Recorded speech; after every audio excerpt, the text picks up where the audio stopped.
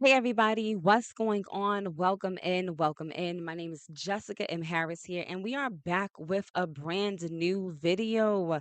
So let's get it and let's go. For those of you who may be new to this channel here is all about keeping you encouraged on your faith walk journey of love, life, and truly everything in between. Listen, I am a mom to three. I am an author, a podcaster, a dynamic speaker, and so much more. But not only that, I am also the founder of Ignite Your Glow, which is a movement created for women just like yourselves who are ready to overcome self limiting belief systems, old mindsets, and more. In this episode, we're going to be diving into the deep about some of the things that I am celebrating and some of the things that's really just been going on lately. So let's kick back, relax, and let's have some tea time. So, for those of you who probably saw my recent post, you saw that your girl here is officially celebrating 3 years of her memoir. Pain tried to bury me alive, but God revived me. Yes. So I'm super pumped and very excited because y'all, this story came from a whole journey. Oh my goodness. And you guys have heard me talk about this journey from back in 2021 where the breakup happened with my ex, my children's father, a decade-long relationship essentially going down the drain. But it didn't end there. There was a series of moments and events of things that essentially I had to go through, but God was good because He allowed me to use the pressing in that season to turn into a whole book, y'all, that led to this Ignite Your Glow movement. So let's dive into this post. 3 years ago, I poured my heart out, y'all, onto some pages of my very first memoir. And this book was written from pain, but it inspired healing. For those of you who have had the honor of reading this book, you can tell that there's definitely been some transformation in the words because there's this poetic flow, this poetic vibe that is given off of it. And I know that only God could have been the one to do it for me. And as I reflect here on this milestone, I'm honestly reminded of all the tears, the struggles, and the triumphs that shaped not only my journey, but also from the women whose lives who were also changed by my story. Listen, this was an opportunity for God to show up the growth that occurred in myself as well as the lives of those connected to me. I went from Mm, brokenness to breakthrough. I promise you, when I first sat down to write in those pages, I had no idea if my pain would really translate to purpose. I wasn't sure if people would even want to read the story, know the story, y'all. It was a lot. And it was initially written out as raw, unfiltered truth. Y'all, I was telling it all regarding them pages. But God took what it was that I was writing and He recreated it because he understood that the story that I was telling needed to be told, but it needed to be told from his vantage point, from the lens of which he gave unto me. So, what he did was help me to not only relive through the past, but he gave me healing and breakthrough in the midst. And I was able to reclaim my voice, which also allowed other women to have permission so they too could do the same thing. Listen, this breakup, this loss, the uncertainty of it all, it was in that very season where I was able to discover that even in the darkest moments that we face, there is truly beauty. The word tells us that God is going to give us beauty for ashes. And truly, that's exactly what he did here. There is definitely a story of redemption and hope that is played throughout the text of these pages. But it didn't stop there. It wasn't just a memoir. It wasn't just a devotion. It wasn't just poetry. It turned into a mm, personal healing journey that allowed other women from walks of life that were different than mine to reach out and to share how their stories were also able to be empowered by what I was sharing. It gave me the confidence to know that they were able to heal courageously in their own stories as well. And that I was able to see that a comeback was possible through it all.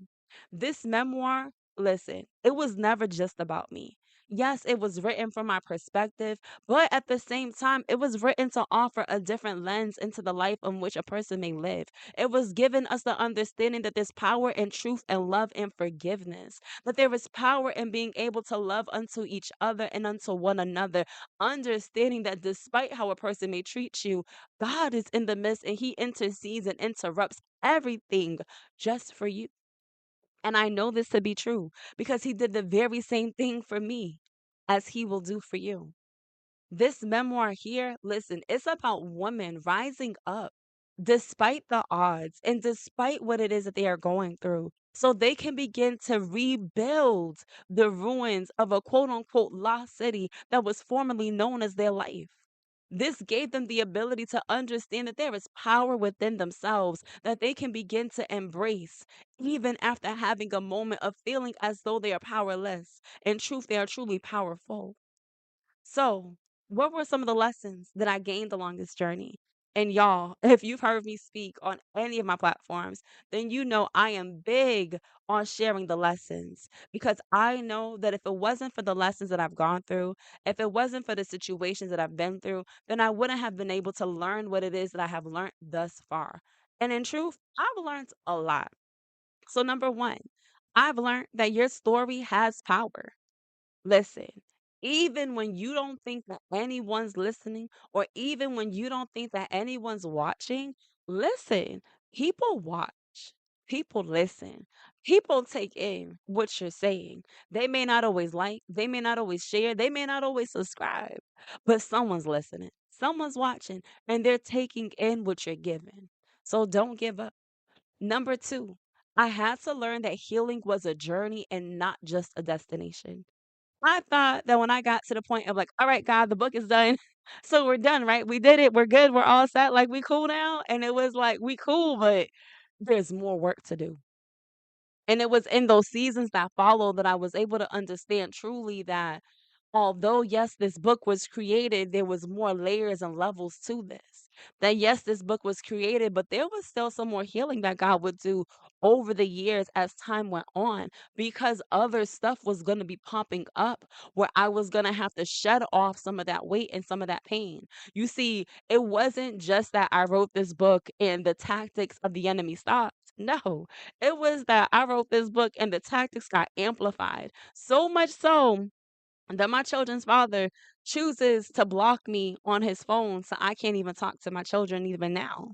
And this isn't the first time. He's done it then when I was living there, obviously not. But once I moved, he thought it was something that he could quote unquote courageously do and that nothing would happen to him by trying to keep them from me. But I need them to know on this day that their mommy sees, their mommy knows, their mommy understands that she loves them so much so she will go to God on their behalf regarding them.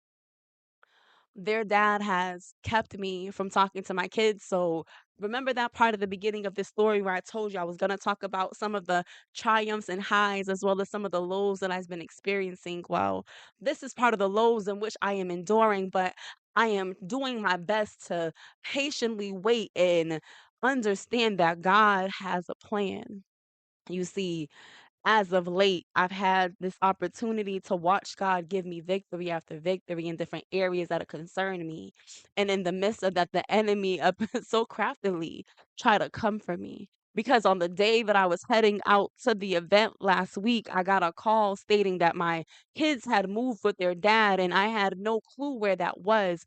You see, I did a wellness check on my children after them not showing up to school 2 days in a row. I was concerned because no one said, "Hey, Jess, they're out sick," or "Hey, Jess, they're okay. We just missed the bus." You see, it's concerning for me when they miss not 1 but 2 days back to back. And it's like, God, what is all that? So I went ahead and called a wellness check because their father wouldn't answer the phone. He had already told me that he was no longer going to answer me, no longer going to talk to me, no longer going to allow me to talk to them either. Y'all, that's crazy, but that's what I'm going through.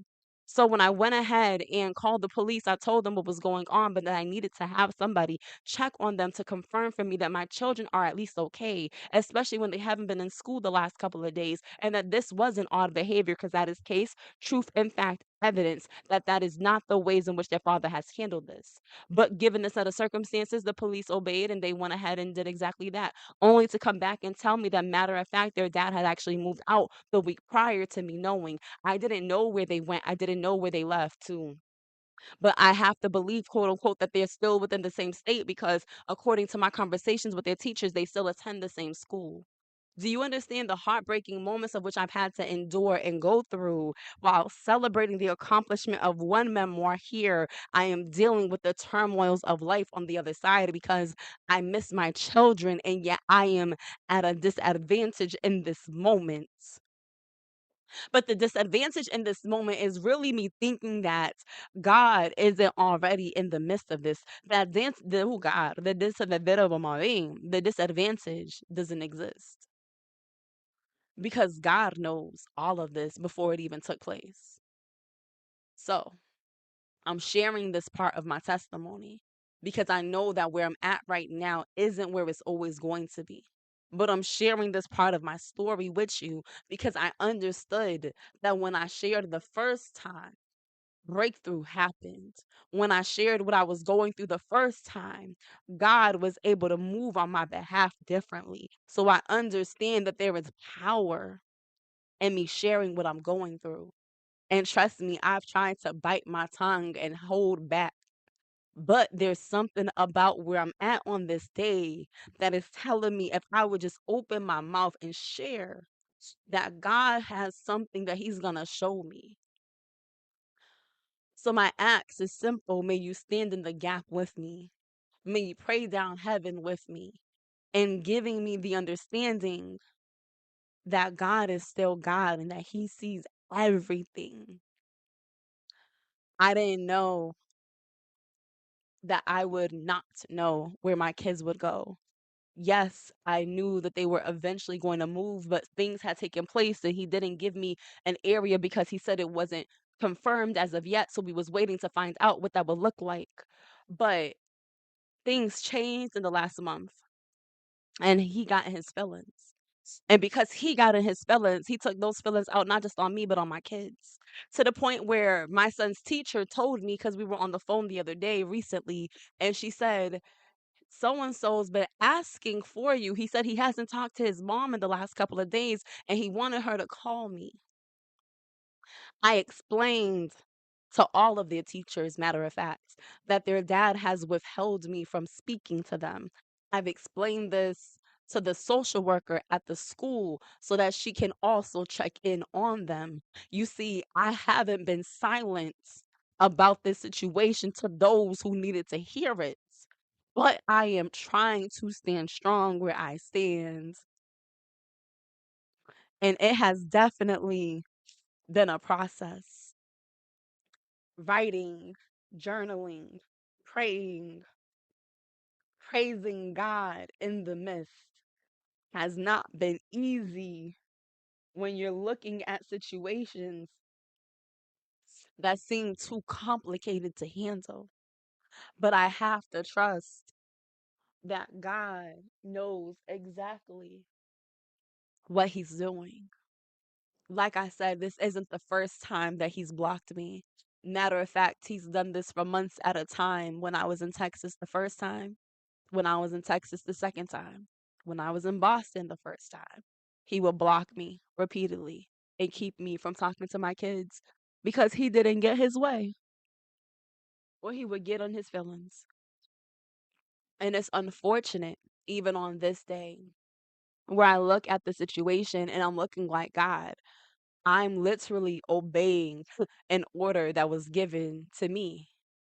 But because of my obedience to what I'm supposed to do, has caused me to experience the grief in what feels like I'm losing, but in truth, I know I'm not because with God, I'm still a conqueror. And with God, I'm still victorious. And I have to speak that out loud over this situation because there's something that God is doing and I don't want to miss it. And not only do I not want to miss it, but I don't want my kids to miss it. I don't want them to think that their mom is purposely ignoring them or that she's purposely dismissing them or that she's purposely not reaching out because I text him and call daily asking to speak to them, and every time I'm either met with nothing or I'm met with I'm not giving them the phone. They're not going to speak to you. Stop calling. Don't bother. Y'all, it's unfortunate that this is part of the journey. But I believe God gives us Romans 8:28 for a reason, and that everything will work